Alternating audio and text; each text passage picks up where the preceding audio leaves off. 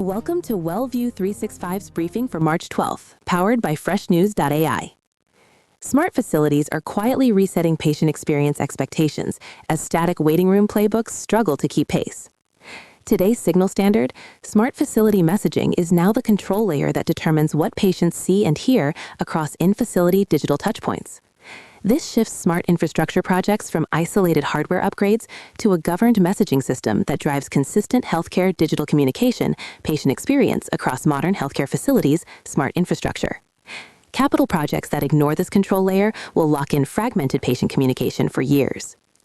Why it matters? Here are 4 takeaways.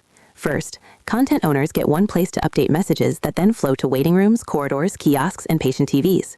Second, facilities, IT, and patient experience teams use the same device inventory and zoning model for messaging decisions. Third, regulatory or safety notices can be pushed to relevant areas in minutes instead of relying on local workarounds. Fourth, new wings or clinics come online with predefined messaging standards, not ad hoc screen programming. How it works in practice? During smart facility planning, you define messaging zones alongside physical spaces and devices.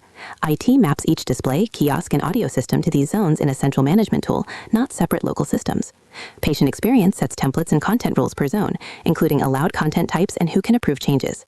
Daily updates happen in one queue, and publishing pushes to many map devices automatically.